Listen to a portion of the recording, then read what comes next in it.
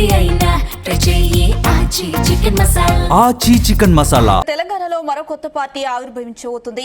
మే మొదటి వారంలో తన పార్టీని ప్రకటించనున్నట్లు కవిత తెలిపారు. మీడియాతో చిట్ చాట్ మాట్లాడిన ఆమె అనేక కీలక విషయాలు బయటపెట్టినట్లు తెలుస్తోంది.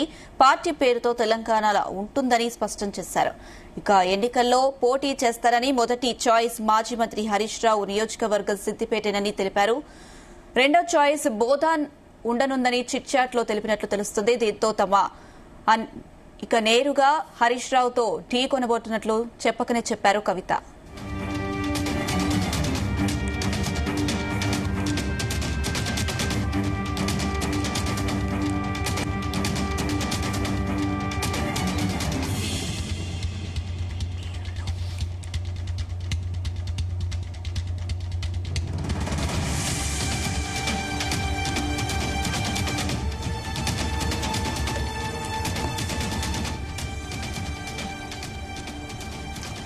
తెలంగాణలో మరో కొత్త పార్టీ ఆవిర్భవించబోతుంది. మే మొదటి వారంలో తన పార్టీని ప్రకటించనున్నట్లు కవిత తెలిపారు. మీడియాతో చిట్ చాట్ లో మాట్లాడిన ఆమె అనేక కీలక విషయాలు బయటపెట్టినట్లు తెలుస్తుంది. పార్టీ పేరులో తెలంగాణ ఉంటుందని స్పష్టం చేశారు. ఇదే అంశానికి సంబంధించి మరిన్ని అప్డేట్స్ మా చీఫ్ న్యూస్ కోఆర్డినేటర్ రాధాకృష్ణ అందిస్తారు. S Radhakrishna. Good afternoon Anusha. తెలంగాణలో మరి ఒక కొత్త రాజకీయ పార్టీ త్వరలోనే ఆవిర్భవించే అవకాశాలు కనబడతా ఉన్నాయి. సో ఇప్పటికే గత కొద్ది రోజులుగా కూడా కల్వకుంట్ల కవిత ఎప్పుడైతే బీఆర్ఎస్ నుంచి సస్పెన్షన్ గురయ్యారో అప్పటి నుంచి కూడా ఆమె కొత్త పార్టీ పెడతారు, మరొక రాజకీయ పార్టీ ఆధ్వర్యంలో ముందుకు వెళ్తారు, తన రాజకీయ భవిష్యత్తును డిసైడ్ చేస్తారని చెప్పేసి కూడా చర్చ జరిగిన సంగతి తెలిసిందే. సో ఇప్పుడు తాజాగా కూడా దానికి బలం చేకూర్చేలా కవిత వ్యాఖ్యలు, ఎందుకంటే కాసేపటి క్రితమే మీడియా ప్రతినిధితో చర్చ నిర్వహించారు. ఈ సందర్భంగా ఆమె కొన్ని కీలక అంశాలు, కొత్త రాజకీయ పార్టీ రాబోతుందని చెప్పేసి స్పష్టం చేసినట్టు తెలుస్తా ఉంది. సో అదే సందర్భంలో కొత్తగా ఏర్పడబోయే రాజకీయ పార్టీ పేరులో కూడా తెలంగాణ ఉంటుంది. ఎందుకంటే తెలంగాణ అస్తిత్వ పోరాటం ఏదైతే తెలంగాణ అస్తిత్వం ఆధారంగానే కొత్త రాజకీయ పార్టీ ఉండబోతోంది. సో తెలంగాణకు సంబంధించి తెలంగాణ ఏర్పడి దశాబ్ద కాలమైన ఇంకా వేరే ఉద్యమకారులు కావచ్చు, అమరవీరులు కావచ్చు, తెలంగాణ రాష్ట్ర ఏర్పాటు కోసం ఎన్ని రకాలుగా మనం దేనికోసం తెలంగాణ తెచ్చుకున్నామో వాటిని మనం సాధించుకోవడంలో పూర్తి స్థాయిలో సక్సెస్ కాలేకపోయాము. ఇంకా చాలా అంశాలు తెలంగాణ రాష్ట్ర ఏదైతే ఉద్యమ సమయంలో కావచ్చు, రాష్ట్ర ఏర్పాటు సమయంలో అనేకమైన అంశాలు అనుకున్నాము.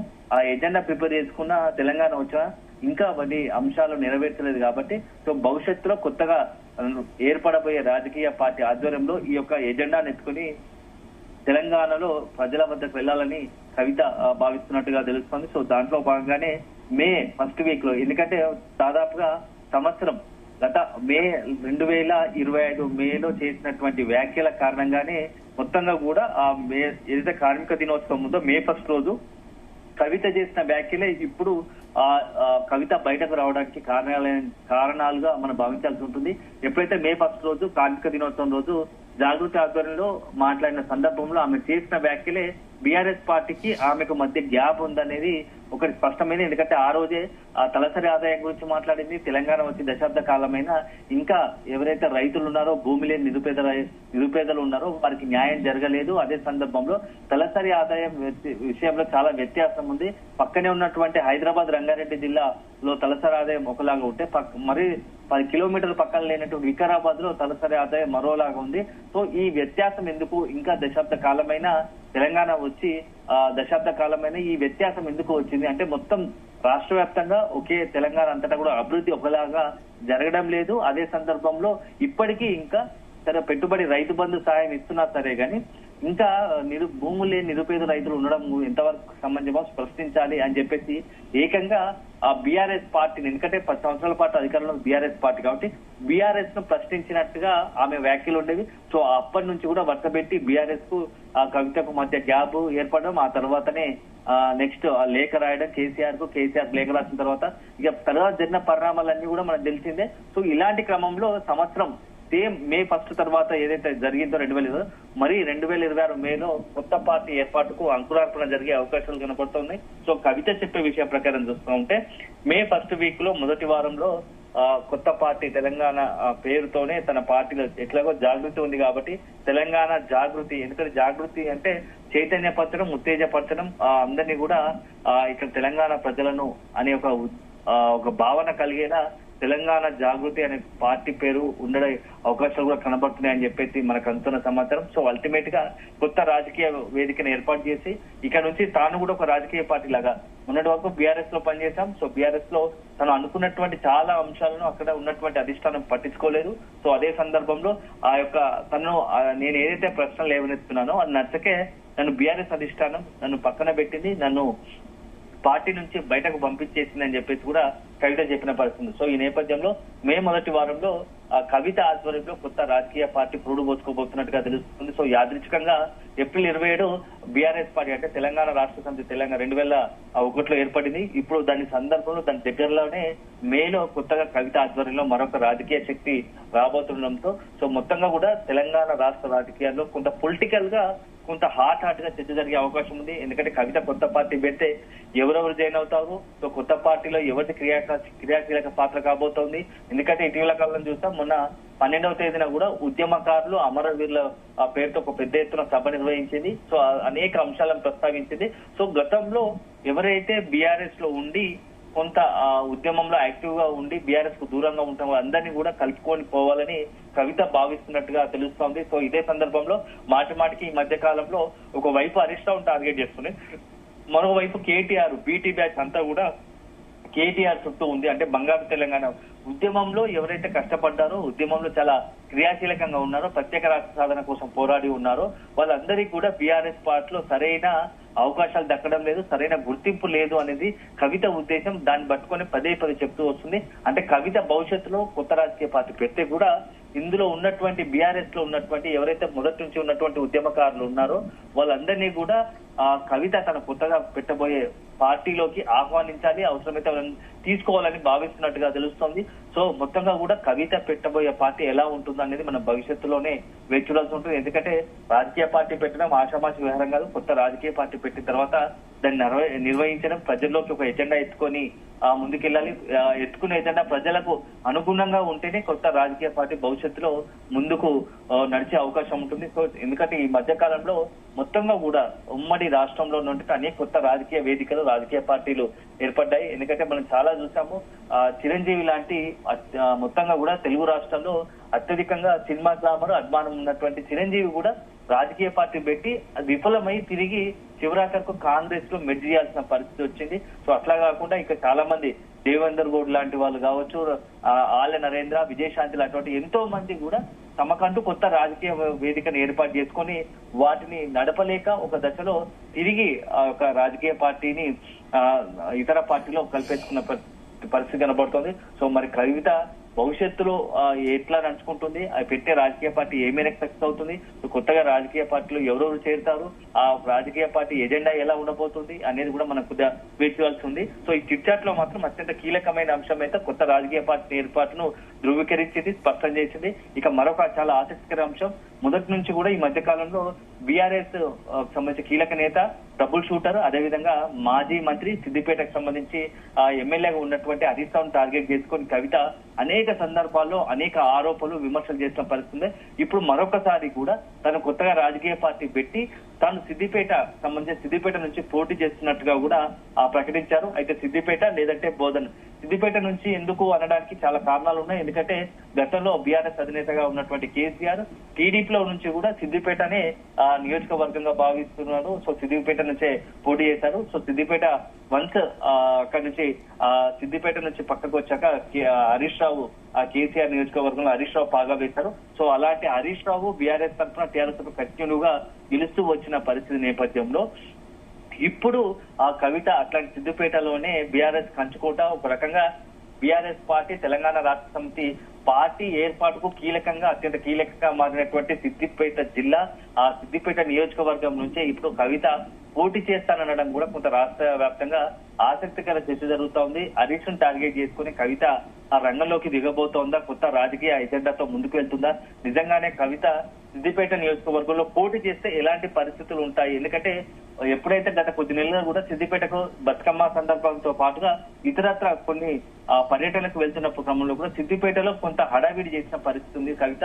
సో ఈ నేపథ్యంలో భవిష్యత్తులోనే కవిత సిద్దిపేట వేదికకు కొంత పొలిటికల్ గా కీలక నిర్ణయం, అక్కడి నుంచి కీలక ప్రస్థానం మొదలు పెట్టే అవకాశాలు ఉన్నాయని చెప్పేసి రాజకీయ వర్గాల్లో చర్చ జరిగింది. సో ఇప్పుడు దాన్ని బలపరుస్తూనే మొదటగా తాను సిద్దిపేట నుంచి కొత్త రాజకీయ పార్టీ పెట్టుకున్న తర్వాత సిద్దిపేట నుంచి పోటీ చేసే అవకాశాలు ఎక్కువ ఉన్నాయి. అదే సందర్భంలో సిద్దిపేటతో పాటుగా మరొక ఆప్షన్ గా కూడా బోధన ఉంది అనేది కూడా ఆ కవిత ప్రకటించిన పరిస్థితి కనబడుతోంది. సో అల్టిమేట్ గా ఇప్పుడు కవిత చేసిన వ్యాఖ్యలు మాత్రం చిట్ చాట్ చేసిన వ్యాఖ్యలు రెండు అత్యంత కీలకమైనవి. ఒకటేమో కొత్త రాజకీయ పార్టీ ఏర్పాటు, రెండోది సిద్దిపేట నుంచి పోటీ చేస్తామనడం. ఇక మరొకటి ఏదైతే నిన్న మొత్తంగా కూడా జరుగుతున్న బాల్కా సుమన్ అరెస్ట్ సంబంధించి కూడా చాలా కీలక వ్యాఖ్యలు చేశారు. సో బాల్కా సుమన్ సంబంధించి అరెస్టు బాల్కా సుమన్ కేటీఆర్ మనిషి అయినప్పటికీ ఆ పార్టీ అంతా ఈ ప్రస్తుతం హరీష్ రావు చేతిలో ఉంది. హరీష్ రావు ఏది చెప్తే అది ఫైనల్ అని చెప్పేసి చెప్పింది. అదే సందర్భంలో సుమన్ మంత్రి కావాలంటే అసలు బీఆర్ఎస్ అధికారంలోకి రావాలి కదా అని చెప్పేసి కొంత వ్యంగ్యంగా వెటకారంగా, అంటే బీఆర్ఎస్ మళ్ళీ అధికారంలోకి వచ్చేది లేదన్నట్టుగా కూడా ఇప్పుడు కవిత మాట్లాడడం కూడా కొంత సంచలనం సృష్టిస్తుంది. అంటే సుమన్ మంత్రి కావాలంటే అసలు బీఆర్ఎస్ అధికారం రావాలి కదా అని చెప్పేసి మీడియాను ప్రశ్నించిన పరిస్థితి కనపడుతూ ఉంటే భవిష్యత్తులో బీఆర్ఎస్ అధికారం రానియకూడదు అనేది కవిత ఉద్దేశంగా ఉన్నట్టుగా కూడా మనము ఈ రోజు ఆమె చిట్చాట్ చేసిన వ్యాఖ్యలు కూడా మనం అర్థం చేసుకోవాల్సి ఉంటుంది. సో మొత్తంగా కూడా ఉద్యమకారులు ఎవరు ఉద్యమకారులు అనేది ప్రజలు డిసైడ్ చేయాల్సి ఉంటుంది. సో అనేది కూడా ఆమె మాట్లాడిన పరిస్థితి. సో ఉద్యమ పార్టీ ఎందుకంటే ఇటీవల కేసీఆర్ బర్త్డే సందర్భంగా